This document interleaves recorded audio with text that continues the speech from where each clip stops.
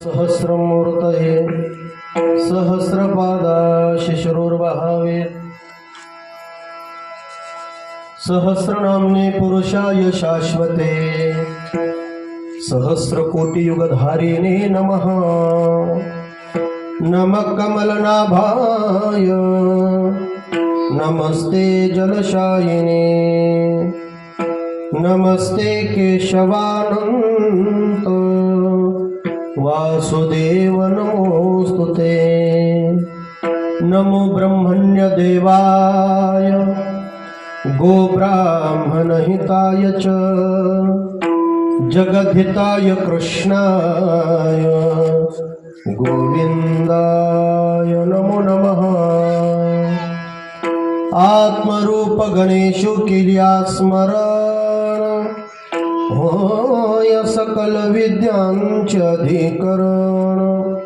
तेच वंदू श्रीचरण श्री गुरूंचे श्री गुरुचरण सरोज रज निज मन मुकुर सुधारे।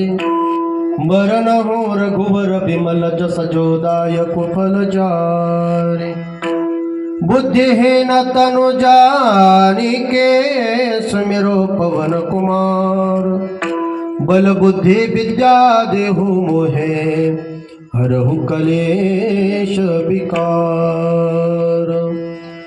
नमो सद्गुरु तुकया ज्ञानदीपा। नमो सद्गुरु सच्चिदानंद रूपा। नमो सद्गुरु भक्त कल्याण मूर्ती। नमो सद्गुरु भास्करा पुरण कीर्ती। ओम नमो ज्ञानेश्वरा। ओम नमो ज्ञानेश्वरा। ओम नमो ज्ञानेश्वरा। ओम नमो ज्ञानेश्वरा। करुणा करा दया करुणा करा दया करुणा करा दया। तुमचा अनुग्रह लाभलो लाभलो तुमचा अनुग्रह लाभलो।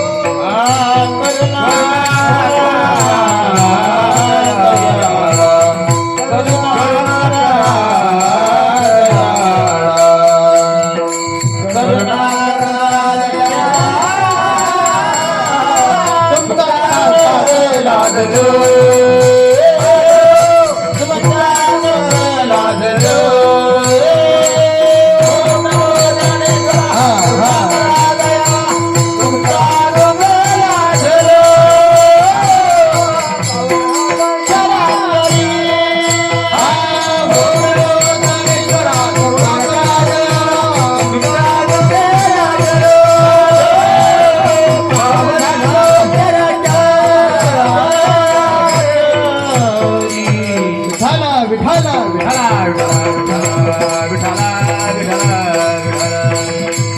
आत्मा त्वं गिरिजामति सहचरा प्राण शरीरं गृहं।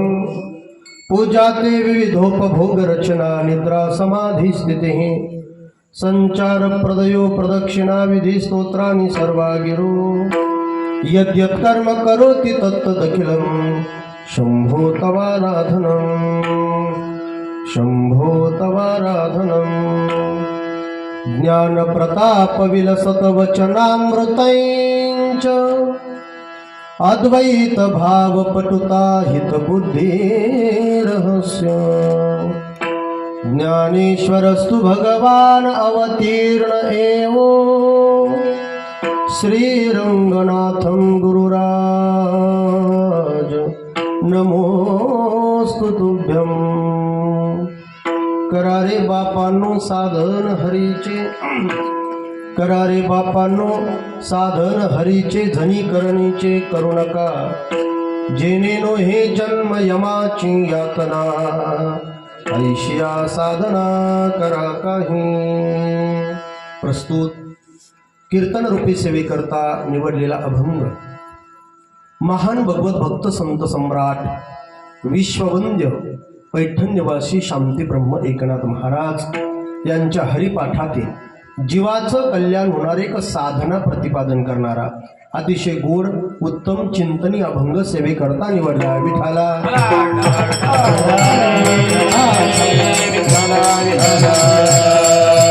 अभंग शांतीब्रह्म एकनाथ महाराजांचा असून अभंगातील प्रतिपाद्य विषय असा आहे.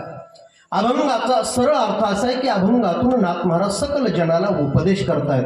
हे जन हो, हे बापा हो, तुम्ही तुमच्या जीवनामध्ये काहीतरी परमार्थ करा, काहीतरी नाम साधना करा. करा रे बापांनो साधन हरीचे. ती साधना करत असताना, तो परमार्थ करत असताना, तो परमार्थ ती साधना झनी करणीचे करू नका. झनी करणीचा म्हणजे सोंगा डोंगाचा परमार्थ करू नका. प्रतिष्ठेसाठी परमार्थ करू नका. देखादेखीचा परमार्थ करू नका. दांभिकपणाचा परमार्थ करू नका. अशा प्रकारचा परमार्थ जर तुम्ही कराल तर केलेला परमार्थ वाया जाईल. मग परमार्थ करत असताना, ती साधना करत असताना, तो परमार्थ ती साधना अशी काही करा की ती साधना केल्याच्या नंतर पुन्हा आपल्याला जन्माला यावं लागणार नाही आणि ती साधना केल्याच्या नंतर यमाची यातना आपल्याला होणार नाही. जेणे नो हे जन्म यमाची यातना, ऐशिया साधना करा. काही अशीच काहीतरी साधना करा, पण कोणती साधना करा याचा स्पष्ट उल्लेख नाथ महाराज अभंगातून आपल्या समोर करत नाही. फक्त साधना करा, साधना करा. पण नाथ महाराज इथे धर्म बदलला की साधना बदलते, संप्रदाय बदलला की साधना बदलते, पंथ बदलला की साधना बदलते नाही. व्यक्ती बदलला तरीही साधना बदलते. जगात भगवंताकडे जाण्यासाठी एक नाही अनंत साधना आहेत. जप आहे, तप आहे, योग आहे, याग आहे, व्रत आहे, वैकल्य आहे, कर्म आहे, उपासना आहे, ज्ञान आहे. जम लागतो मला सांगता सांगता एवढी साधना आहे. मग नाथ महाराज यातलं कुठलं साधन करावं आणि भगवंतापर्यंत पोहोचावं तर पुढच्या चरणात नाथ महाराज सांगतात, बाबा हो, यातलं एकही साधन करण्याची गरज नाही. का? या सगळ्या साधनेचं जे सार आहे ते माझ्या भगवंताचं नाम आहे. साधनांचे सार, सगळ्या साधनेचं सार आहे ते भगवंताचं नाम. या जगाच्या पाठीवरती सगळ्या मंत्राचं ते बीज आहे. नाममंत्र बीज. आपल्या हिंदू धर्मामध्ये 4 वेद आहेत. ऋग्वेद, यजुर्वेद, सामवेद आणि अथर्ववेद. वेदामध्ये 1 अक्षरापासून तर 18 अक्षरापर्यंत मंत्र आलेले आहेत. त्याच्यामध्ये काही 1 अक्षरी मंत्र आहेत, काही द्विअक्षरी मंत्र आहेत, काही पंचमाक्षरी मंत्र आहेत. 18 अक्षरापेक्षा एकही मंत्र वेदातला मोठा नाही. असे एक नाहीत, लाखो मंत्र आहेत. पण या लाखो मंत्राचं जर बीज काय असेल तर ते माझ्या भगवंताचं नाम आहे. साधनांचे सार नाममंत्र बीज. ते नामचिंतन तुम्ही करा. आत्मतत्व धरी तोचे एक. हा आत्मा परमात्मा स्वरूप झाल्याशिवाय राहणार नाही. मग महाराज तुमच्या भगवंताच्या नामात खरंच एवढी मोठी ताकद आहे का? ऐका, पुढच्या चरणात नाथ महाराज सांगतायत, बाबा हो, या भूतलावरती आल्याच्या नंतर एक यज्ञ करा, तुम्हाला स्वर्गाची प्राप्ती होते. ही यज्ञाची ताकद आहे.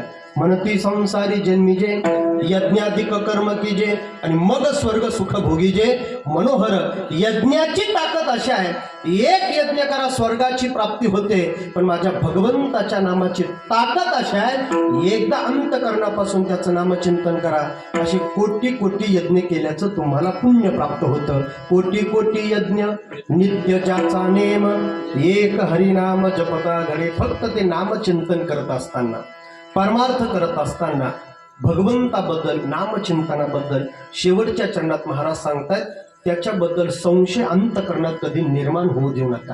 कारण परमार्थामध्ये संशय निर्माण झाला की परमार्थ त्या ठिकाणी आपला थांबतो. महाराज अरे साधा प्रपंचात जरी पती पत्नीमध्ये संशय निर्माण झाला तर प्रपंच संपतो. हा परमार्थ आहे. परमार्थात भगवंताच्या नामाबद्दल कधी अंतकरणात संशय निर्माण होऊ देऊ नका. एका जनार्दनी न घ्यावा संशय, मग निश्चयशी होय हरिरूप. जो काही परमार्थ आपल्याला करायचा आहे तो निश्चयाने करा. मुखाने भगवंताचं नामचिंतन गा.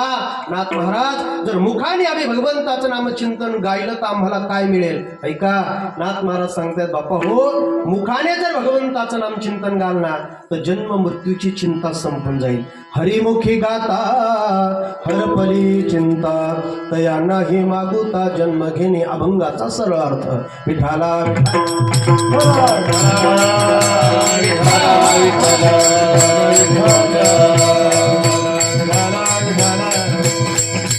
असं सविस्तर चिंतन कीर्तनाला सुरुवात करण्यापूर्वी थोडासा अल्पसा हा परिहार देणंही गरजेचं आहे.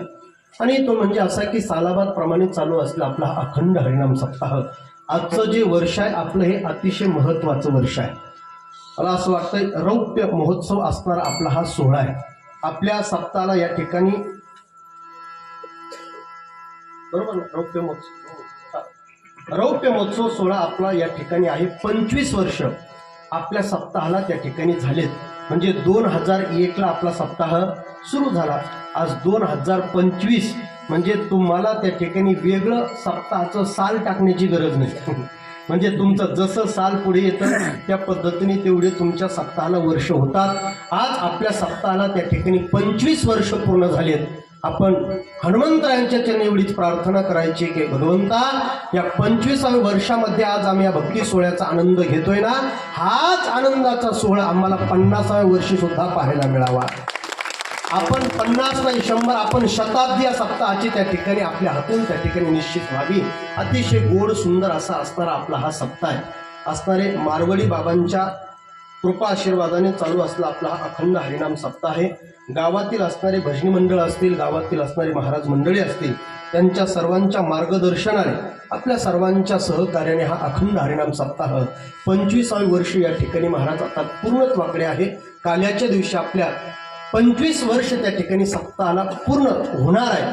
आणि आपण त्या ठिकाणी असणाऱ्या रौप्य महोत्सव सोहळ्याचे निश्चितच त्या ठिकाणी साक्षीदार आहात. मला असं वाटतं याच्या अगोदर 1-2 वेळा सप्ताहाला कीर्तनाला मला येण्याचा योग आला होता. मागच्या वर्षी फक्त खंड पडला होता.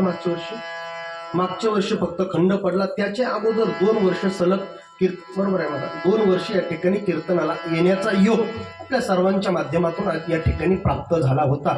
अतिशय गोड सुंदर असं वातावरण आहे. कीर्तनासाठी उपस्थित असणारे गायनाचार्य आमचे परमस्नेही परम आदरणीय परमपूज्य अनिल महाराज गरुड महाराजही या ठिकाणी कीर्तनासाठी उपस्थित आहेत. महाराजांना मी या ठिकाणी धन्यवाद देतो. त्याच पद्धतीने सुंदर अशी प्रथम चाल ज्यांनी गायली, पंचपदी ज्यांनी गायली असे असणारे हरिभक्त परायण आमचे आप्पा महाराजांनाही मी या ठिकाणी खूप खूप असे धन्यवाद देतो. या ठिकाणी सुंदर असा इंद्रासारखा मृदुंग वाजवण्याचं काम जे करतायत, अतिशय सहजता निसर्गतः ज्यांच्या हातामध्ये भगवंताने मृदुंग दिलाय, म्हणजे वाजवल्याच्या नंतर महाराज तुम्ही फार प्रयत्नाने वाजवता असं अजिबात वाटत नाही. अतिशय सहजतेने जे मृदुंग वाजवतात आमचे वाघमारे महाराज या ठिकाणी कार्यक्रमासाठी उपस्थित आहेत. सुंदर असे असणारे आमचे हार्मोनियम वादक. वाजवताय का सोड धरलाय फक्त आमचे हार्मोनियम वादक त्यांनाही मी या ठिकाणी धन्यवाद देतो. आमचे जालू महाराज असतील त्याच पद्धतीने ज्यांच्या माध्यमातून वेळोवेळी आपल्या गावामध्ये येण्याचा योग प्रसंग प्राप्त होतो. गेले 2 वर्षापूर्वी आपल्या सर्वांच्या दर्शनाचा योग ज्यांच्यामुळे मला प्राप्त झाला होता, आजही ज्यांच्या माध्यमातून आज या ठिकाणी कीर्तनासाठी उपस्थित आहेत आमचे आपल्या परिसराचा आपल्या गावचा असणारं मोठं भूषण आमचे योगेश महाराज गरड महाराजांनाही मी या ठिकाणी धन्यवाद देतो. त्याच पद्धतीने आमचे देवीदास भाऊ गरड यांच्या माध्यमातून आज या ठिकाणी येण्याचा योग प्रसंग प्राप्त झाला, त्यांनाही मी धन्यवाद देतो. अतिशय सज्जनाव गोड सुंदर असं वातावरण आहे. आज सप्ताहाचा 5वा दिवस आहे. मंडपही सुंदर आहे, लाइटिंगही सुंदर आहे, माईक सिस्टीमही सुंदर आहे, टाळकरही सुंदर आहेत, गाणारेही सुंदर आहेत, वाजवणारेही सुंदर आहेत, ऐकणारेही सुंदर आहेत आणि सांगणारे सुद्धा बोला मोकळ्या म्हणाल बोलेल काय जरी दिसायला नसले तरी म्हणायला. अतिशय सुंदर असा आपला असणारा हा सोहळा आहे. असं नजर लागेल असा आपला हा असणारा सोहळा. आम्ही रोज त्या ठिकाणी कीर्तन करतो, रोज कार्यक्रमासाठी महाराज त्या ठिकाणी फिरतो, पण एखाद्या ठिकाणी येऊन उभं राहिलं की वेगळं चैतन्य जाणवतं. आणि काही ठिकाणी गेल्याच्या नंतर महाराज असं वाटतं आपलं कुठलं जन्माचं पाप उद्याला आपण इथं आलो. पण महाराज आपलं असणारं वातावरण अतिशय सुंदर आहे. मला तुमच्या सर्व श्रोत्यांचा त्या ठिकाणी अनुभव आहे. अतिशय गोड असे असणारे आपण श्रोते आहेत. आमच्या ज्ञानाई वारकरी शिक्षण संस्थेतील असणारे संपूर्ण बालगोपाल वृंद, आमचे देवीदास भाऊ गरड त्यांचे चिरंजीव देखील त्या ठिकाणी आपल्या संस्थेमध्ये त्या ठिकाणी शिक्षण घेतात. 1-2-3 वर्षापासून त्या ठिकाणी शिक्षण तो घेतो. अतिशय अभ्यासू आहे, कष्टाळू आहे. आता विद्यार्थ्यादेखत त्याचं गुणगौरव त्या ठिकाणी करू नये, कारण माझा अनुभव असा आहे महाराज, विद्यार्थ्याला वा म्हटलं की ते अभ्यास करायचं बंद करतंय. काय होतंय काही कळत नाही. त्याला थोडं वाजवता आलं, त्याला म्हटलं की तो फार छान वाजवतो, ते बंद करताय. त्याला सांगितलं तू फार सुंदर अभ्यास करतो, ते दुसऱ्या दिवशी भजनी मालिकाच महाराज हातात घेत नाही. त्यामुळे विद्यार्थ्याला मी कधी वा म्हणत नाही, खरंच म्हणत नाही, कारण ती वा त्याच्या जीवनातलं वाटोळं करून टाकतं महाराज. पण असणारा तुमच्या गावातील असणारा आमचा हा पुढे गेला आमचा हर्षद, हा ते कष्टाळू आहे महाराज. तो इथे आहे म्हणून सांगत नाही. पाठी 3 वाजता उठून महाराज पाकपादाचा रियाज करतो. त्याला सांगावं लागतं बाबा 4च्या नंतर उठ, अगोदर उठल्याच्या नंतर आजारी पडशील. कष्टाळू आहे, सुंदर असा अभ्यास करतो. असणारी भगवद्गीता त्याची कंठस्थ होत आली. भजनी मालिका पूर्ण त्यांनी पाठ केले. सुंदर काकडा म्हणतो, सगळ्या मालिका त्याच्या पाठ आहे. सुंदर मृदुंग त्या ठिकाणी वाजवतो. 1-2 वर्ष जर अजून त्याने दम धरला ना, तुम्हाला एक चांगला कीर्तनकार मी देईल. फक्त त्यांनी थोडं थांबलं पाहिजे. असं आहे महाराज. कारण परमार्थ हा फुकटचा नाही, त्याला फार दम धरावा लागतो. मी माझ्या समोर महात्मे उभे आहेत महाराज. मी या मुलासारखं होतो तेव्हापासून त्यांना परमार्थात पाहतोय. ज्या काळात आमच्या गावात ते सप्ताहासाठी यायचे, सुंदर अशी गवळण म्हणायचे आणि ती गवळण झाल्याच्या नंतर महाराज मला गवळण म्हणायला लावायचे. आता माझा आवाज थोडा बरा होता.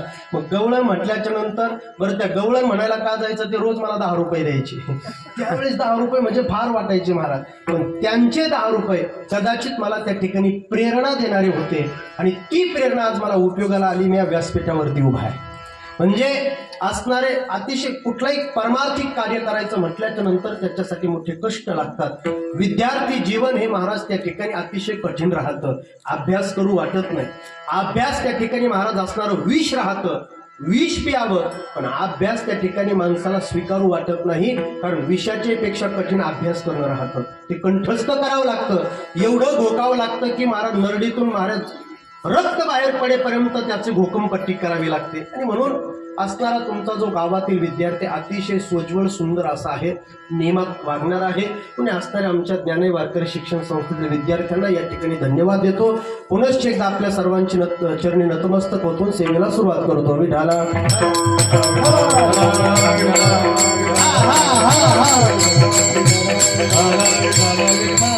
करारे बापांनो साधन हरीचे, करारे बापांनो साधन हरीचे, झनी करणीचे करू नका जेनेनो हे जन्म. यमाची यातना ऐशा साधना करा काही चिंतना करता जो अभंग निवडलाय तो शांती ब्रह्म एकनाथ महाराजांचा आहे. आजच्या अभंगातून नाथ महाराज जीवाचं कल्याण होणार एक साधना प्रतिपादन करतायत. नाथ महाराज सांगतात, बाबा हो, या जीवनाचं कल्याण व्हावं असं तुम्हाला वाटतंय ना? या जीवनाला कृतार्थता प्राप्त व्हावी असं तुम्हाला वाटतंय ना? या जीवनाला भाग्यदशा प्राप्त व्हावी असं वाटतंय ना? मग मी जे काही सांगतोय ते तुम्ही ऐकलं पाहिजे. करारे बापांनो साधन हरीचे, तुम्ही हरीची साधना केली पाहिजे. भगवंताचं नामचिंतन केलं पाहिजे असा आग्रह नाथ महाराज आजच्या अभंगातून आपल्या समोर ठेवतायत. नाथ महाराज सांगतात की बाबा हो, भगवंताकडे जाण्यासाठी एक नाही अनंत वाटा आहेत. पण ऐका, तुम्ही यज्ञाच्या वाटेने निघाला असाल तर थांबा. तुम्ही योगाच्या वाटेने निघाला असाल तर थांबा. तुम्ही कर्माच्या वाटेने निघाला असाल तर थांबा. तुम्ही ब्रह्मज्ञानाच्या वाटेने भगवंताकडे निघाला असाल तर थांबा. का? कारण भगवंताकडे जाण्यासाठी एक नाही अनंत वाटा आहेत. पण या कलियुगामध्ये त्या सगळ्या वाटा आता क्षीण झालेल्या आहेत. अवघ्या वाटा झाल्या क्षीण, कलिना घडे साधन.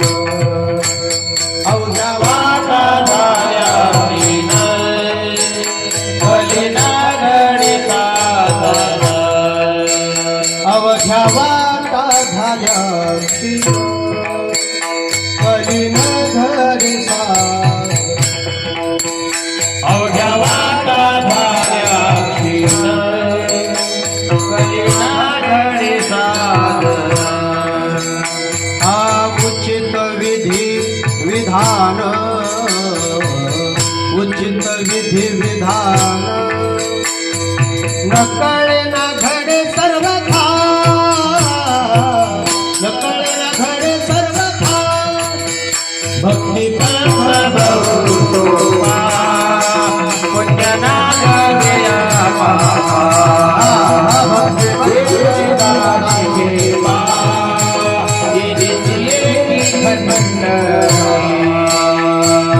या भूतलावरती आल्याच्या नंतर केवळ भगवत नाम साधना का करायची? कारण संत महात्मे सांगतात, अवघ्या वाटा झाल्या क्षीण, कलीन घडे साधन. उचित विधी विधान, न कळे ना घडे सर्वथा. उचित विधी आणि विधान आपल्याला कळत नाही म्हणून आपल्याच्यानी बाकी साधना घडत नाही. यज्ञ करायचा आहे, यज्ञाची उचित साधना आपल्याला कळत नाही, योगाची उचित साधना आपल्याला कळत नाही, ब्रह्मज्ञानाची उचित साधना आपल्याला कळत नाही. मग काय करावं? भक्तिपंथ बहु सोपा पुण्य नागवेया पापा. भक्तिपंथ अत्यंत सोपा आहे. भगवंताचं नामचिंतन अत्यंत सोपं आहे. किती सोपं आहे? तुमच्या सगळ्यांचे अभंग पाठ आहे. नामसंकीर्तन साधन पै सोपे जळतील पापे जन्मांतरीचे नलगती सायास जावे वनांतरा सुखे येतो घरा नारायण ठाईच बैसोनी करा एक चित्त आवडी अनंत आळवावा. रामकृष्ण हरी विठ्ठल केशवा तुकोबाराय सांगतायत रामकृष्ण हरी या मंत्रापेक्षा सोपी साधना या जगाच्या पाठीवरती दुसरी असेल तर विठोबाची शपथ आहे. यावीन अनेक असता पै साधन वाहातसे आन. विठोबाची किती सोपी आहे. तुका म्हणे सोपे आहे सर्वा तुका म्हणे सोपे आहे सर्वा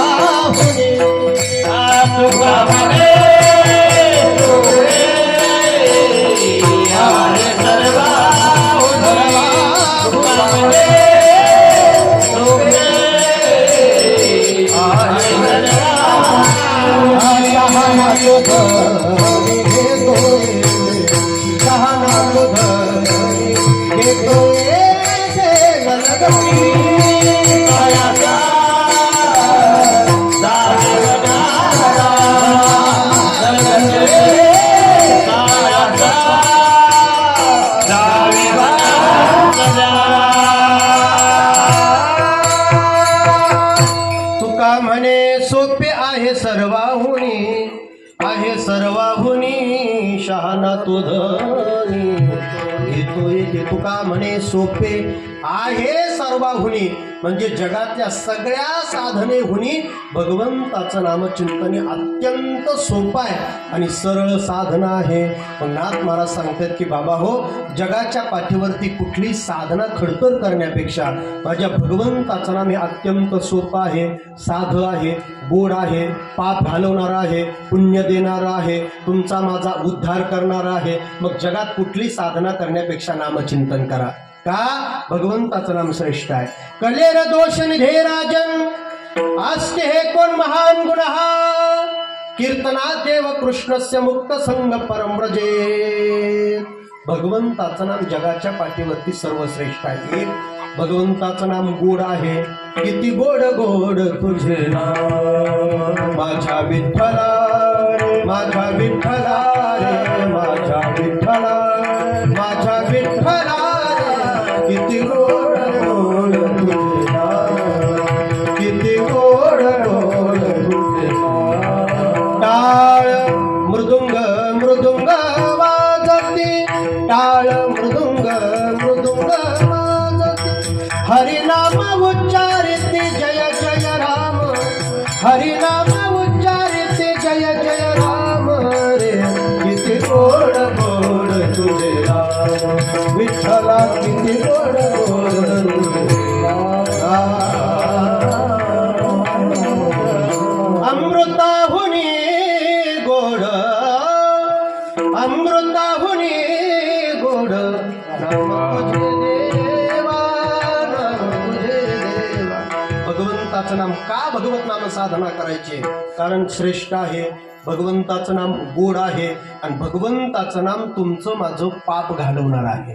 भगवंताचं नामचिंतन केल्याच्या नंतर पाप जातं. मग किती पाप जातं? किलो, 2 किलो, पावशर, हातपाव, 10-20 किलो नाही नाही म्हटले. भगवंताचा अंतकरणापासून नामचिंतन करा. पर्वतची पर्वत पापाचे जाळण्याचे. घेता नाम विठोबा घेता विठोबा पर्वत जळते पापाचे पर्वत जळते पापाचे पर्वत जळते पापाचे. घेता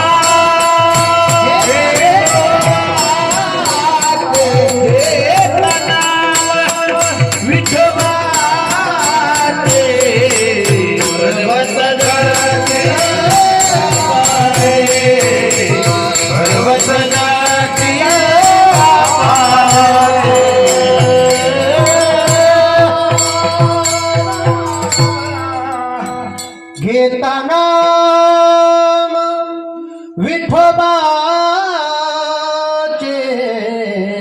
पर्वत जळती पापाचे. ऐसा नामाचा महिमा. भगवंताचं नामचिंतन करा. नाथ महाराज सांगतात बाबा हो पाप जातं म्हणून नाथ महाराज सांगतात मी आग्रह करतो करा रे बापांनो साधन हरीचे. फक्त पाप जातं का असं नाही. जगात काही साधना अशा आहेत की ते केल्याच्या नंतर फक्त पाप जातं. जगात काही साधना अशा आहेत की ते केल्याच्या नंतर फक्त पुण्य मिळतं. पण भगवंताचं नाम असं आहे ते घेतल्याच्या नंतर पापही जातं आणि पुण्यही मिळतं. किती पुण्य मिळतं त्याचं मोजमाप जगाच्या पाठीवरती एकही यंत्र करू शकत नाही. पुण्याची गणना कोण करी? पुण्याची गणना कोण करी? हा पुण्याची गणना कोण करी? पुण्याची गणना कोण करी? हरी मुखे म्हणा, हरी मुखे म्हणा, हरी मुखे म्हणा, हरी मुखे म्हणा, हरी मुखे म्हणा, हरी मुखे म्हणा, हरी मुखे म्हणा, हरी मुखे म्हणा, हरी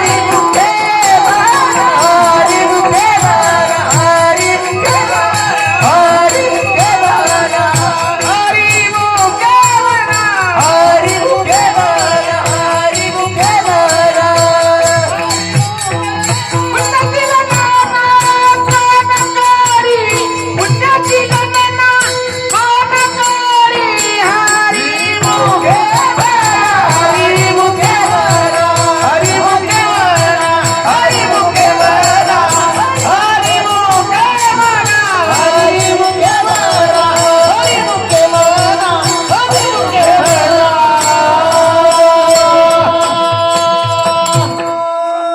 पांढरेतीने आता पांढरेतींच्या शेडजत म्हणायचं म्हटलं तुका म्हणे येथे पाहिजे जातीचे. विठाला विठाला विठाला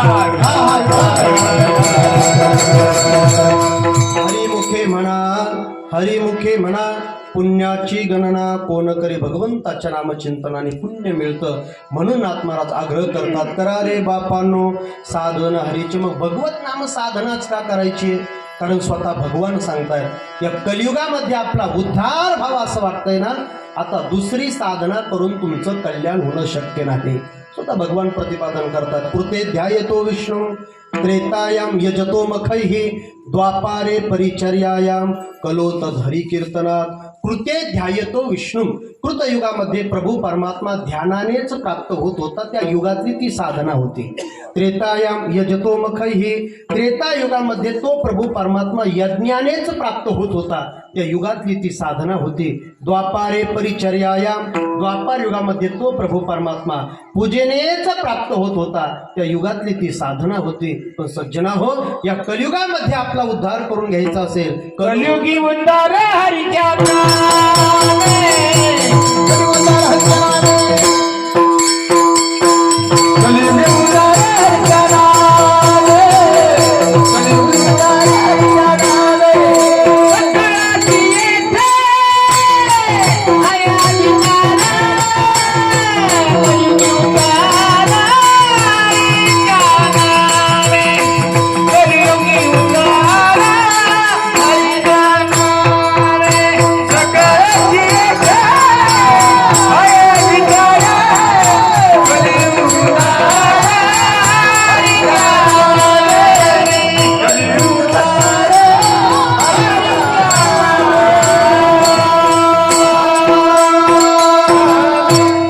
सकळांचे येथे आहे अधिकार कलियुगी उद्धार हरीच्या नामे. किंवा भगवान सांगतात कलोत हरी कीर्तनात. कलियुगा माझी करावे कीर्तन तेने नारायण देल विद्या. कलियुगामध्ये आपला उद्धार व्हावा असं वाटतंय ना.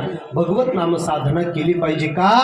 अरे भगवंताच्या नामाने जर त्रेता युगामध्ये दगड करतात मग या कलियुगामध्ये भगवंताच्या नामाने माणसं का करणार नाहीत? महाराज निश्चित करू शकतात. कारण ज्या कालामध्ये सीता मातेला आणण्यासाठी आता महाराज भगवंताला लंकेत जायचं आहे. लंकेत जात असताना भगवंताने आपल्यासोबत एक नाही लाखो वानर सेना घेतली आणि लंकेच्या दिशेने निघाले. महाराज जात असताना आता मध्ये समुद्र आहे. आता लाखो वानर सेना घेऊन पलीकडे जाणार कसं? हनुमंतराय कदाचित उड्डाण करून पलीकडे जाऊ शकतात. भगवान स्वतः महाराज त्या ठिकाणी अंतर्धाम पाहून पलीकडे लंकेत जाऊ शकतात, पण ही लाखो वानर सेना आता पलीकडे नेणार कशी? लक्ष्मणाला चिंता पडली. आता चिंता पडल्याच्या नंतर त्यांनी हनुमंतरायांकडे पाहिल्याच्या नंतर हनुमंतराय म्हणतायत, लक्ष्मण भैया काळजी करण्याचं काम नाही. हमारे साथ श्री रघुनाथ तो किस बात की चिंता, न खाने की न पीने की न जीने की न मरने की, न खाने की न पीने की न जीने की न मरने की, चरण पे रख दिया फिर माथ को किस बात की चिंता, हमारे साथ श्री रघुनाथ तो किस बात की चिंता. हनुमंतराय सांगतात, लक्ष्मण भैया काळजी करू नका, विको कमी करायचा, मनाच्या वेळेस विको द्या फक्त. हनुमंतराय महाराज त्या ठिकाणी आतमध्ये जंगलात गेले, मोठी शिळा आणली. जशी आणली तसं त्याच्यावरती राम नाव काढलं आणि शिळा पाण्यात फेकली. जशी शिळा फेकली तशी महाराज शिळा पाण्यावरती तरली. आता हनुमंतरायांनी सगळी प्रक्रिया केलेली पाहिल्याच्या नंतर आता बाकीचे सगळे माकडच होते महाराज, त्यांना काय सांगावं लागतं का? आता कीर्तनकाराने जर प्रमाण उचललं मग टाळकऱ्यांना म्हणावं लागतं का टाळ वाजवा? नाही महाराज, ते त्याच्यात आलंच ना. आता हनुमंतरायांनी शिळा फेकली, बाकी लाखो वानर सेना जंगलात शिरली. पाहिजे जसा येईल तशी शिळा आपल्या हातात घेतली. बस त्या ठिकाणी त्याच्यावरती रामनाव टाकण्यात येत होतं, शिळा पाण्यामध्ये फेकण्यात येत होती, रामनाव काढण्यात येत होतं, शिळा पाण्यामध्ये फेकण्यात येत होती. ज्या शिळेवरती फक्त राम नाव होतं ती शिळा पाण्यावरती तरत होती, आणि ज्या शिळेवरती एखादं वानर राम नाव टाकत नव्हतं त्या शिळेसकट ते वानर खाली पाण्यात जात होतं. बस महाराज पाहता पाहता 1, 2, 5, 10 मैलापर्यंत सेतू तयार झाला. भगवान एका शिळेवरती बसले होते. सगळा काही प्रकार भगवान त्या ठिकाणी पाहत होते. माझ्या नावाने दगड तरतात. भगवान चिंता करत होते, अरे मलाही आतापर्यंत माहित नव्हतं की माझ्या नामाने दगड तरावेत. बस महाराज भगवान इकडे तिकडे पाहत असताना ते असणारे वानर दगड आणत होते. आणल्याच्या नंतर ती शिळा महाराज पाण्यात काय करतात चोरदा झालं विठालं.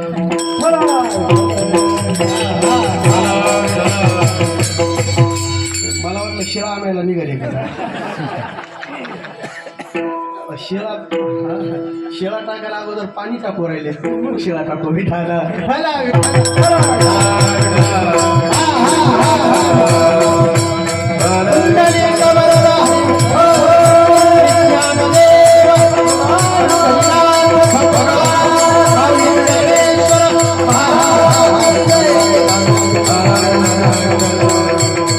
भगवान त्या ठिकाणी पाहत होते. येणारा प्रत्येक वानर त्या ठिकाणी महाराज शिळा आणत होतं, राम नाव टाकल्या जात होतं आणि शिळा पाण्यामध्ये त्या ठिकाणी फेकल्या जात होते. भगवंताचं सहज आपल्या चरणाजवळ महाराज नजर गेल्याच्या नंतर पाहिलं अतिशय छोटीशी खारुताई आपल्या हातामध्ये खडा घेत होते, पळत जात होते आणि त्या पाण्यामध्ये तो खडा टाकत होते. वानराचा नाम राम नावा वाचून एकही शिळा तरत नव्हते, पण त्या खारुताईची राम नावा वाचून सुद्धा खडा त्या ठिकाणी पाण्यावरती तरत होता. भगवान शिळेहून खाली उतरल्याच्या नंतर भगवंतांनी विचार केला, माझ्या सीतेला आणण्यासाठी आणि त्या दुष्ट रावणाला मारण्यासाठी या पशूंची जर एवढी प्रामाणिक इच्छा आहे तर आपण सुद्धा त्या ठिकाणी काहीतरी केलं पाहिजे. वानर पशु आहेत, खारुताई त्या ठिकाणी पशु आहे, आणि माझ्या सीतेला आणि त्या दुष्टाला मारण्यासाठी जर यांची प्रामाणिक इच्छा आहे आपण काहीतरी करावं. वानर शिळा आणतात विशेष नाही. ज्या खारुताईला महाराज एवढ्या खड्यापेक्षा जास्त मोठं वजन ज्याला उचलल्या जात नाही ती खारुताई सुद्धा महाराज या असणाऱ्या पाण्यात खडा टाकते. तिची प्रामाणिक इच्छा पाहिली आणि भगवंतालाही वाटलं आपण सुद्धा कुठून तरी शिळा आणावी आणि पाण्यात टाकावी. महाराज ती खारुताई दिसायला लहान होती, पण ती संदेश मात्र त्या ठिकाणी जगाला फार मोठा देत होती. फक्त तिने जगाला प्रेरित नाही केलं तर जगाच्या मालकाला सुद्धा महाराज दगड टाकण्यासाठी प्रेरित केलं. कारण कुठलंही चांगलं काम असेल ना तर त्याच्यात आपला खारीच्या रूपाने वाटा असावा, ती म्हण तेव्हापासून आहे महाराज. गावात सप्ताह चालू आहे ना, आपल्याला 1000 रुपये देण्याची ताकद नाही, 10 रुपये का होईना त्या नाम यज्ञाला द्या, तुमचं कल्याण होईल. आपल्याकडे भगवंतांनी फार काही दिलंय ना तर महाराज एखादी काल्याची पंगत घ्या, एखादी सप्ताहातली सुंदर अशी पंगत घ्या, एखादं संत पूजन घ्या, कुठेतरी एखाद्या कलाकाराची जबाबदारी उचला, साऊंड जबाबदारी उचला, मंडपची जबाबदारी उचला. का? कारण हा असणारा पुन्हा संधी तुम्हाला वर्षभर त्या ठिकाणी मिळणार नाही. चांगलं काम करत असताना मला त्या चांगल्या कामामध्ये आपला खारीचा वाटा निश्चित त्या ठिकाणी असावा, निश्चित त्या ठिकाणी असावा महाराज. आणि सप्ता बंद पाडणारे जास्त असतात. आणि येथे एकच लीला तरले जे सर्व भावे मज त्या ठिकाणी भजले. बस महाराज, भगवंताला समर्पित जीवन त्या ठिकाणी करावं लागतं. माणसाकडे समर्पण त्या ठिकाणी असावं. चांगलं काम चालू आहे ना, सहकार्य करण्याची इच्छा असू द्या. बंद पाडण्याचा विचार अंतःकरणात येऊ देऊ नका. त्याचं पाप महाराज नरकात जाऊन सुद्धा आपल्याच्याने फिटणार नाही. म्हणून सावध व्हा. भगवंताचं नामचिंतन चालत असताना कदाचित आपल्याला तिथे सहकार्य करता आलं नाही तरी चालेल, पण ते बंद पाडण्याच्या भानगडीत पडू नका. एका गावाला एक मोठी आग लागली महाराज, आणि सहकार्य करणाऱ्याचाच इतिहास घडतो बरं का. आतापर्यंत ज्यांनी ज्यांनी यज्ञ बंद पाडले, ज्यांनी कीर्तन बंद पाडले, ज्यांनी भजन बंद पाडले, त्यांचा इतिहास झाला नाही, इतिहास त्यांना विसरलाय. पण महाराज ज्यांनी आतापर्यंत चांगल्या कार्याला सहकार्य केलंय, त्यांचा इतिहास मात्र निश्चित त्या ठिकाणी घडलाय महाराज. एका गावाला मोठी आग लागली. आग लागल्याच्या नंतर महाराज म्हणून भगवान त्या ठिकाणी समोर गेले. गेल्याच्या नंतर प्रत्येक वानर त्या ठिकाणी राम नाव काढल्याशिवाय पुढे शिळा जात नव्हते. न नील त्या ठिकाणी राम नाव काढण्याचा त्या ठिकाणी महाराज असणारा अट्टहास करत होते. आणि राम नाव काढल्याच्या नंतर शिळा फक्त पुढे जात होती. ज्या शिळेवरती राम नाव काढल्या जात नव्हतं ती शिळा वानरा सगट खाली बुडत होती. भगवंताने हा सगळा काही प्रकार पाहिला होता. पण भगवंताला वाटलं माझ्या नावाने जर शिळा तरते मग माझ्या हाताने का तरणार नाही. मला शिळेवरती रामनाव टाकण्याची कुठल्याही प्रकारची आवश्यकता नाही. भगवान आहे तशी शिळा घेऊन पुढे गेले. आता पुढे चालत असताना महाराज तिकडून काही वानर शिळा टाकून येत होते. त्याच्या 4-2 असे होते की जे दगडासगट खाली बुडालेले होते. आता त्यांनी पाहिलं महाराज राम प्रभू हातामध्ये शिळा घेऊन येत आहेत. आता ते जसे जवळ आले तसे खालीवर भगवंताकडे पाहायचे. पाहिल्याच्या नंतर भगवंताने विचारलं काय पाहता म्हणून काय म्हटले. भगवंता विचारता त्या शिळेवरती जोपर्यंत तुम्ही राम नाव टाकत नाही तोपर्यंत शिळा त्या ठिकाणी बुडणं तरणार नाही. आम्ही राम नावा वाचून त्या ठिकाणी शिळा घेऊन गेलो होतो, पण आम्ही त्या ठिकाणी पाण्यात शिळे सगट बुडालो. आमची तुम्हाला विनंती आहे तुमची शिळा तरावी असं वाटतंय ना त्याच्यावरती रामनाव टाका. भगवान त्यांच्या कुत्सित भावनेने त्यांच्याकडे पाहून हसले. या वानरांना काय करणार आहे, हे पशु आहेत, माझ्या नावाने दगड तरतात, मग माझ्या हाताने त्या ठिकाणी का तरणार नाही. भगवान समोर गेले. 20 मैलापर्यंत गेले. आता शेवट महाराज त्या ठिकाणी तो दगड पाण्यात टाकणार, पण मनात पालचूक चुकली. वानर म्हणत होतं राम नावा वाचून जर दगड टाकाल तर बुडल्याशिवाय राहणार नाही. आणि खरंच दगड टाकावा आणि दगड जर पाण्यात बुडाला तर आपल्या मतदारसंघात आपला अपमान होण्याची दाट शक्यता आहे म्हटली. कारण सगळ्या वानराचे कॅमेरे भगवंतावरच होते ना महाराज. राम नाव वाचून त्या ठिकाणी शिळा आता तरते कसे सगळेजण पाहत होते. भगवान शिळा टाकणार, पण भगवंताने आपल्या मनाशी विचार केला इथे शिळा टाकावी तर महाराज जे वानर काय म्हणतील. जर शिळा कदाचित त्या ठिकाणी बुडाली तर जमणार नाही. भगवान म्हटले शिळा तर टाकायची, पण अशा ठिकाणी जाऊन टाकायची का जिथं आपल्याला कोणी पाहणार नाही. भगवान पुन्हा 20 मैल पाठीमागे आले. किनाऱ्यावरती आले. आल्याच्या नंतर महाराज त्या सगळ्या वानराच्या गर्दीतून ती शिळा घेऊन बाजूला गेले. आता भगवान बाजूला चाललेत हे महाराज हनुमंतरायांनी पाहिलं. हनुमंतराय झाडाच्या पाठीमागे लपत भगवंताचा पाठलाग करत करत निघाले. आता भगवान अशा ठिकाणी महाराज समुद्राच्या काठावरती जाऊन उभे राहिले की महाराज 4ही दिशेला आपल्याला कोणी पाहत नाही. आता दगड पाण्यात बुडतोय की तरत ही परीक्षा घ्यायची होती. बस पाण्यात दगड टाकणार, कारण माणूस जेवढा मोठा राहतो तेवढे त्याला अपमानाची भीती जास्त राहते महाराज. माणसाने जास्त मोठं होण्याच्या भानगडीत पडायचं नाही. माणसाने लहान राहावं, माणसाने जमिनीला धरून राहावं. आणि तो जमीन सोडतो ना त्याला मग प्रत्येक गोष्टीची भीती राहते महाराज, प्रत्येक गोष्टीची भीती. आता देवाला वाटला आपला असणारा दरारा एवढा आहे, माझ्यासाठी अख्खी लाखो वानरसेना वानराशी असणाऱ्या रावणासोबत युद्ध करण्यासाठी निघाली, आणि माझ्या हाताने जर दगड बुडाला हे जर त्यांना कळालं तर ते एकही इथं थांबणार नाही. भगवंताला वाटलं काय करावं. आता इकडं तिकडं पाहिलं, कुणीही पाहत नाही. बस आता शिळा टाकणार, पण मन स्वीकारत नव्हतं महाराज. पुन्हा सगळ्या 4ही दिशेला पाहिलं. पाहिल्याच्या नंतर आता जी हातामध्ये शिळा होती राम नावा वाचून पाण्यामध्ये टाकली. जशी टाकली तशी बुडाली महाराज. आता भगवंताने स्वतःच्या मनाची समजूत काढली. कदाचित शिळा थोडी मोठी झाली असेल त्याच्यामुळे बुडाली असेल महाराज. आणि माणसाचं तसंच राहतं. भगवंताने त्याच्यापेक्षा छोटी शिळा घेतली टाकली, तिची अवस्था तीच झाली. त्याच्यापेक्षा छोटा खडा घेतला टाकला, त्याची अवस्था तीच. हातामध्ये अतिशय छोटा जेवढा खारुताई पाण्यात टाकत होते तेवढा खरा आपल्या हातात घेतला आणि भगवंताने जगाचा मालक आहे महाराज तो पाण्यामध्ये टाकल्या बरोबर बुडाला. आता बुडाल्याच्या नंतर भगवंताला वाटलं माझ्या नामाने दगड तरतात, माझ्या हाताने दगड का करू नये. पण आपल्याला इथं कुणी पाहिलं नाही त्याच्यामुळे भगवंताला जरा बरं वाटलं आणि मागे फिरले. जसे मागे फिरले तसे हनुमंतराय समोर उभेच होते. हनुमंतरायला विचारलं तुम्ही कधी आले? म्हटले देवा पहिल्याच दगडाला आलो. अरे बापरे, म्हणजे तुम्ही पाहिलं का? म्हटले हो देवा सगळं पाहिलं. आता पाहिलंय ना झाकली मूठ सवाला. हे मात्र काय कुणाला तिथं सांगू नका म्हटले. त्यांना सांगितलं तर अख्खे वानर सगळा त्याग करून पळून निघून जातील. पण हनुमंतराय ऐका, जगाचा मालक मग हनुमंतरायांना विचारतो, हनुमंतराय माझ्या नामाने जर दगड तरतात तर माझ्या हाताने त्या ठिकाणी दगड का करू नये? त्या काळात हनुमंतराय फार गोड उत्तर देतात, देवा अरे ज्या काळामध्ये तू ज्याला सोडलंय ना तो दगड नाही, कुणी जरी असला तरी तो तरणार नाही, तो बुडणारच आहे. मग माझ्या नावाने का करतात? तो तुझ्या नामाचा महिमा आहे. तुझ्या नामाचा महिमा विकन करे वेद श्यामा, तुका बने आमा, जन्म गोड याद सारी. तुझ्या नामाचा महिमा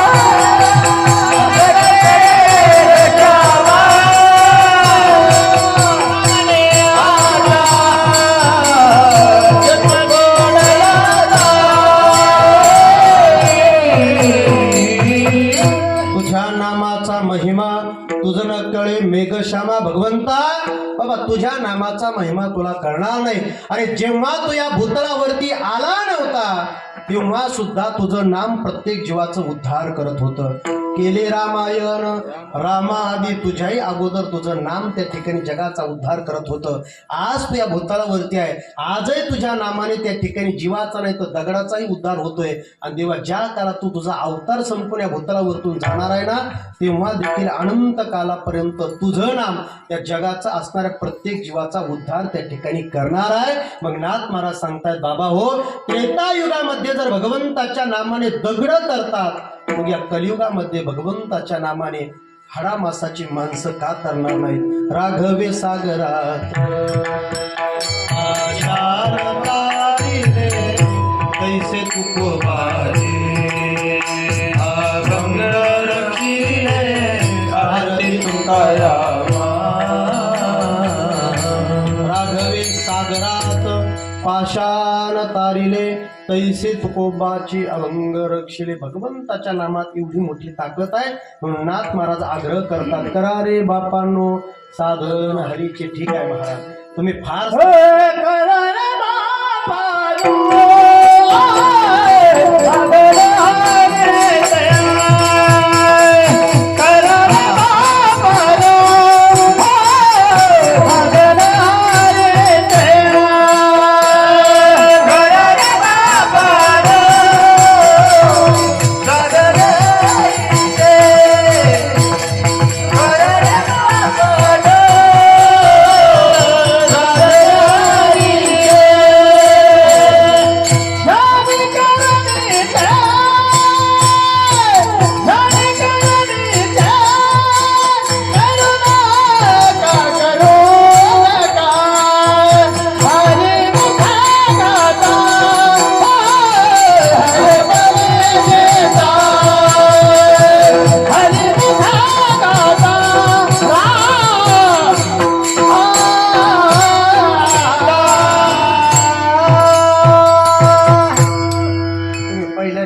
खटकाच मिटवून टाकला.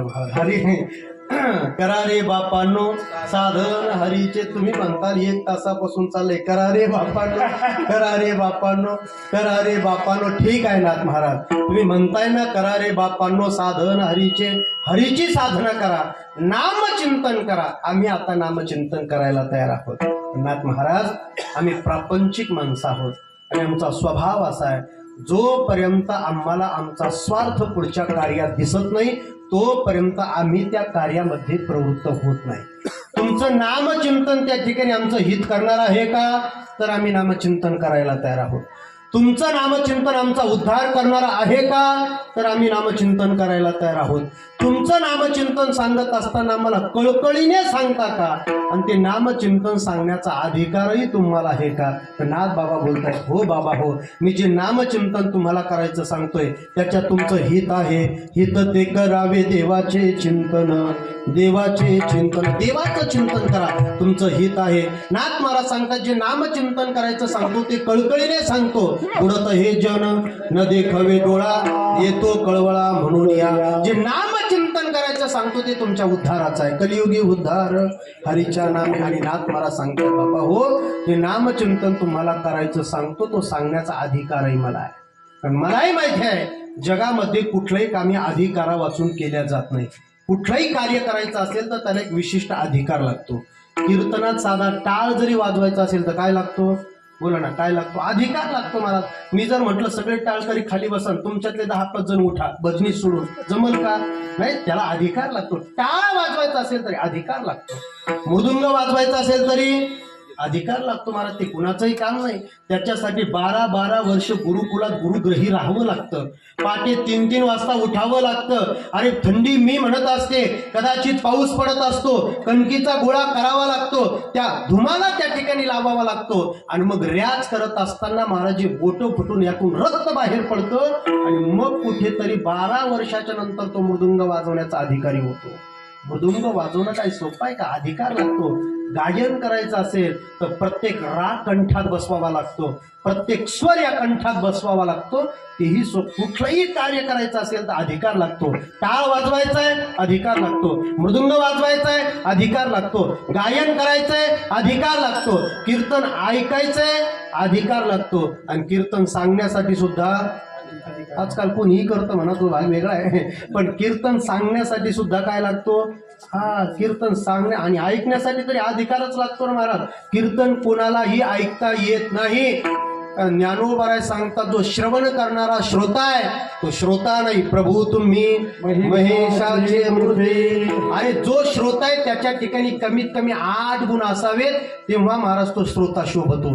पहिली गोष्ट त्याच्याकडे विवेक, वैराग्य, शम, दम, श्रद्धा, उपरम, समाधान आणि तितिक्षा हे 8 गुण ज्या श्रोत्यांकडे आहे तो कीर्तन ऐकण्याच्या योग्यतेचा आहे. बारकाईने ऐका महाराज, कदाचित हे आपल्याला कोणी सांगणार नाही. श्रवण करण्यासाठी सुद्धा अधिकार लागतो, विवेक लागतो.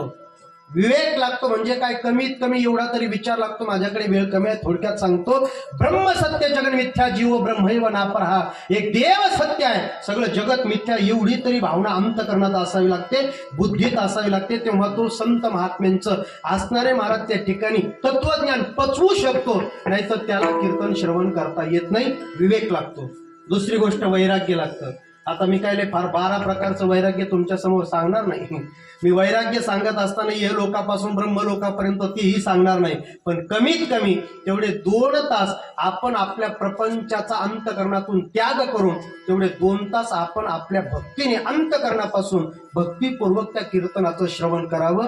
एवढा तरी महाराज वैराग्य लागतं, विवेक लागतो, वैराग्य लागतं. शम दम श्रद्धा, जाऊ द्या तो पाठ चालू होईल महाराज, विचार सांगा. शम दम श्रद्धा उपरम समाधान तितिक्षा म्हणजे कीर्तन ऐकण्यासाठी अधिकार लागतो, आणि कीर्तन सांगण्यासाठी सुद्धा जो वक्ता आहे तो महाराज त्या ठिकाणी श्रोत्रिय असावा, ब्रह्मनिष्ठ असावा, आणि तो कृपाळू असावा.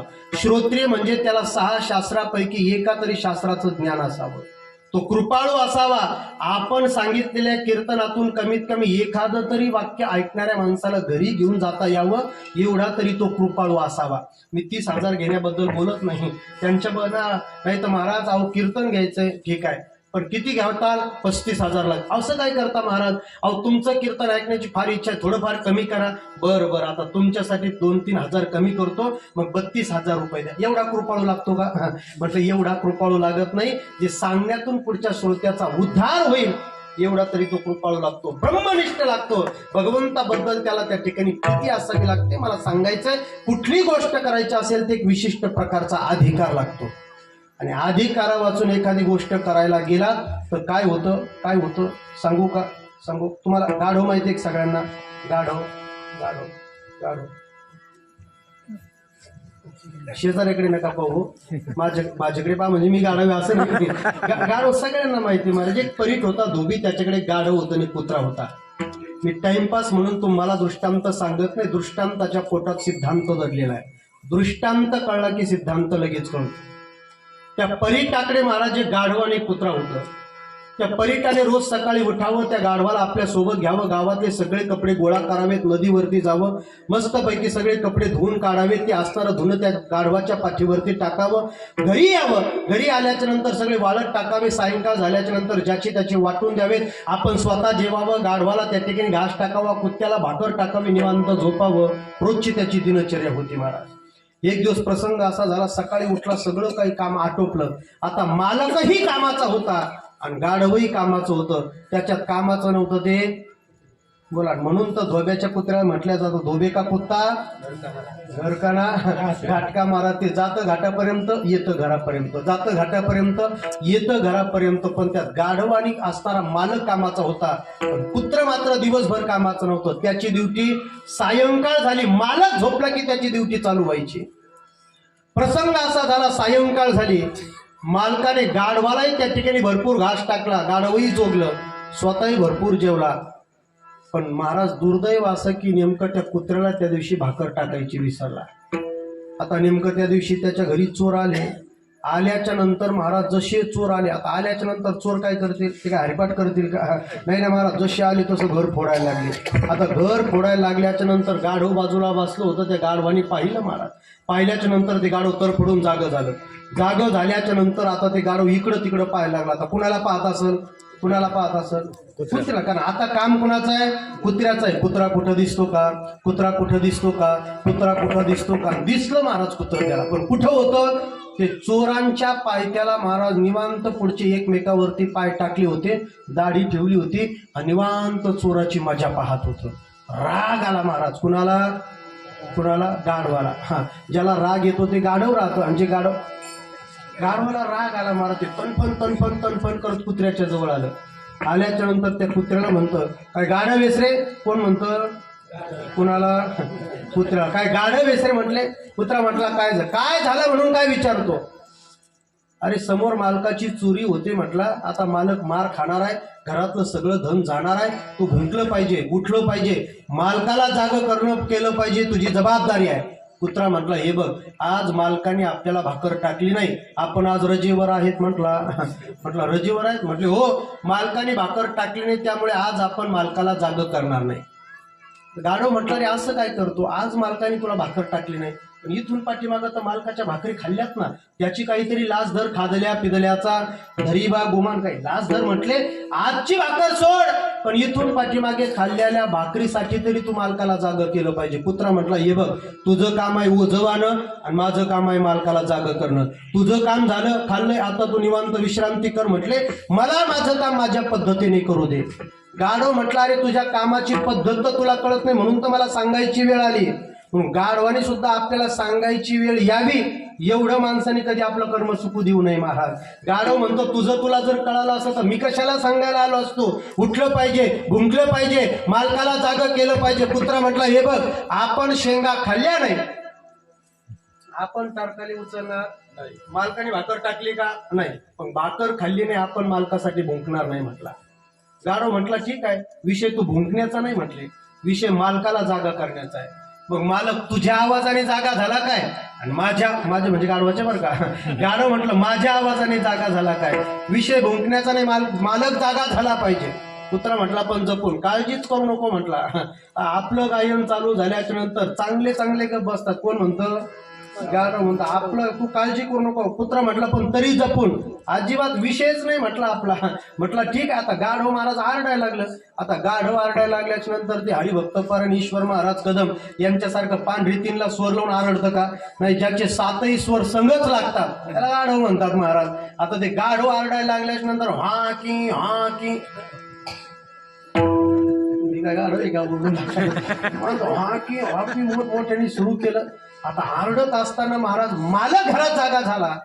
आता मालक जागा झाला हे चोरांच्या लक्षात आलं. चोर पळाले. आता चोर पळाल्याच्या नंतर मालक बाहेर आला, बाहेर डोकला, काही गडबड आहे का महाराज त्यांनी पाहायला सुरुवात केली, पण कुत्र निवांत बसलेला आहे. ज्या अर्थी कुत्र निवांत बसले त्या अर्थी काहीच गडबड नाही ते त्याच्या लक्षात आलं.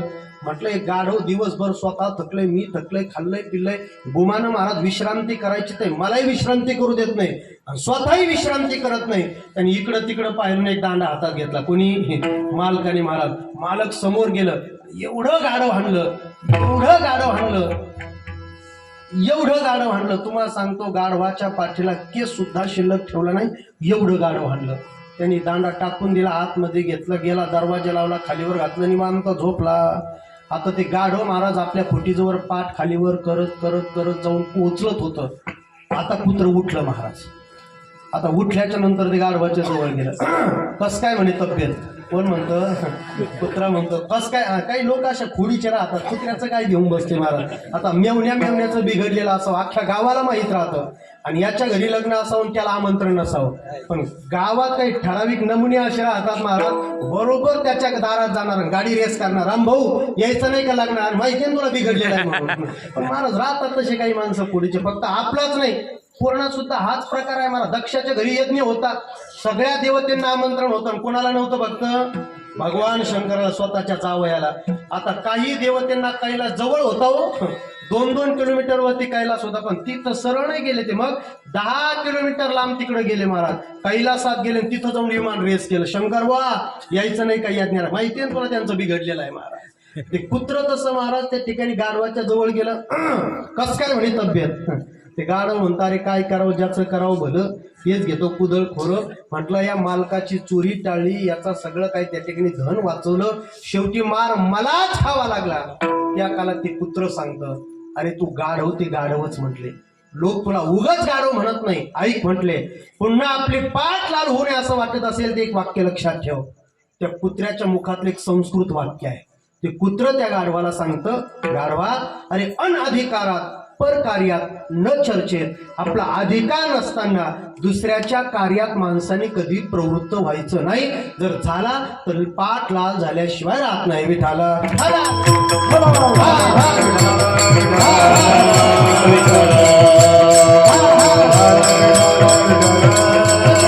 आज बाबा सांगतात की बाबा हो, मी तुम्हाला जे काही भगवत नामचिंतन करायचं सांगतो ते अधिकारा वाचून सांगत नाही, तो सांगण्याचा अधिकारही मला आहे.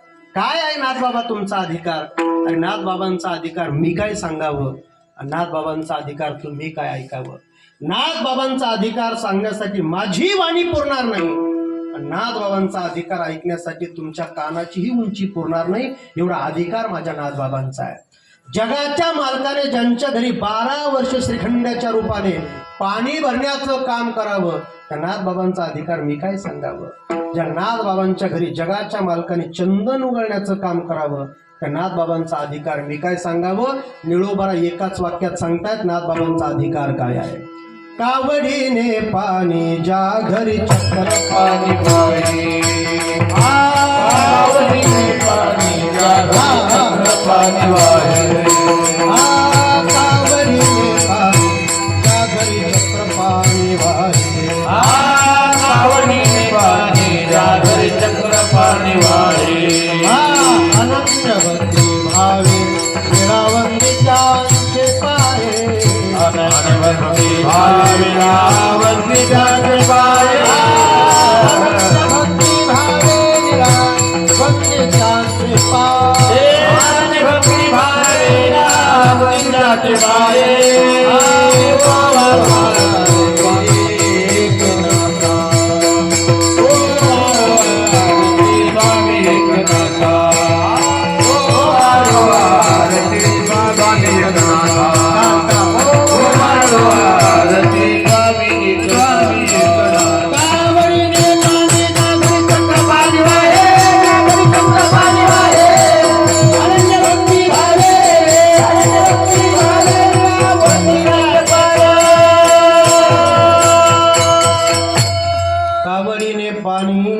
ज्या घरी चक्र पाणी वाहे, अनन्य भक्ती भावे निरा वंदितांचे पाय. त्या नाथबाबांचा अधिकार आपण काय सांगावं, ऐकायचा आहे.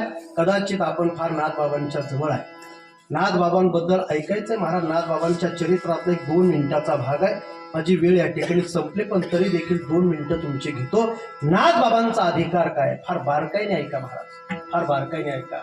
नाथबाबांचे पुढचे इकडचे तिकडचे एक 10 मिनिटं फक्त भगवत नामचिंतन आपल्याला करायचंय. सगळ्यांनी मनापासून भगवत नामचिंतन करा. विठोबा रखोबा, हरी जय गोपाळ विठोबा रखोबा,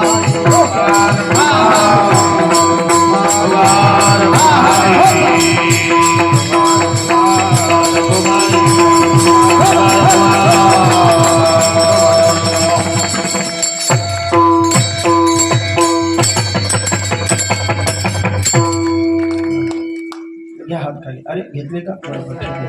करा रे बापांनो साधन हरीचे जनी करणीचे करुणाका जेनीनो हे जन्म यमाची यातना आयुष्या साधना करा. काही नाथबाबा सांगतायत तो परमात्मा आपला स्वभाव असं वाटतंय ना, आपल्या जीवनातला जन्म मृत्यू चुकावा असं वाटतंय ना, आणि यमाची यातना आपल्याला होऊ नये असं वाटतंय ना, तर आपण आपल्या जीवनामध्ये भगवत नाम साधना केली पाहिजे. ज्ञानेश्वर माऊली विठ्ठल